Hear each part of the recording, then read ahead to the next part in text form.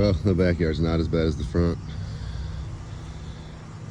but some kind of freaking tornado came through last night or something.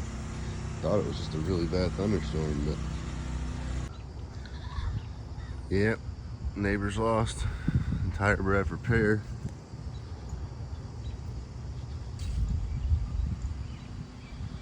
My front maple tree's toast, sitting on the power line right now. It's weird though, because most of my recycle bin is still there. Yeah, the South Springfield area got hammered with that storm. Honestly, my trees weren't even the worst of it. The street right next to us had an entire pole was snapped in half and just leaning over. So we did finally get power back last night, and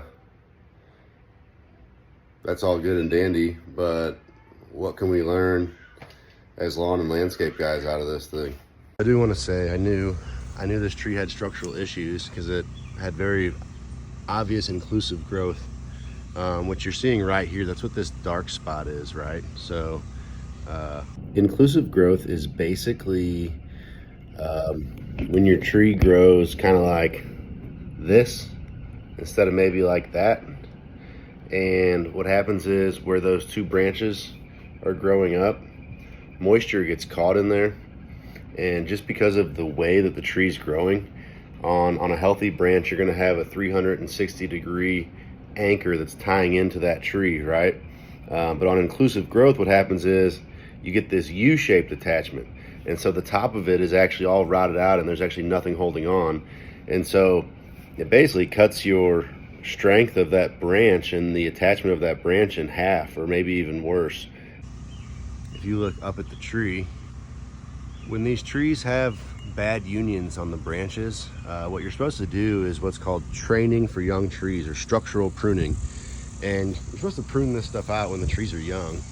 Obviously, I didn't own this house when this tree was young, and by the time I got here, I saw the defect. It was a three-way connection right there. I mean, where it's split. And I thought maybe I'd lose two of them and get to keep one and the tree would be all right.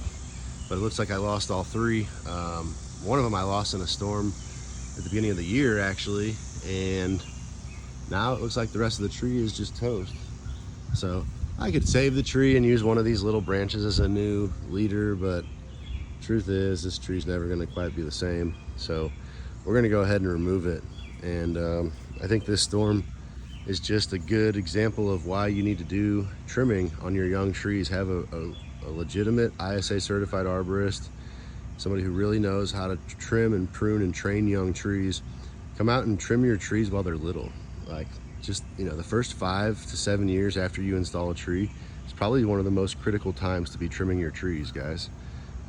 If you don't, even a hardwood maple, which, you know, maples are softwood trees, but red maples are a harder wood maple, they're still gonna struggle. They're gonna flail over and snap off in storms if you don't train them properly. Truthfully, I wouldn't even wait 5 to 7 years to start trimming on my trees. After that first season, once I feel like my tree's reasonably established, I go ahead and start doing my trimming and training, because the younger that you do it on the tree, the easier it is and the better results you'll have long term. So can anybody guess what my next video is going to be? That's right, training young trees, structural pruning for young trees. Wow.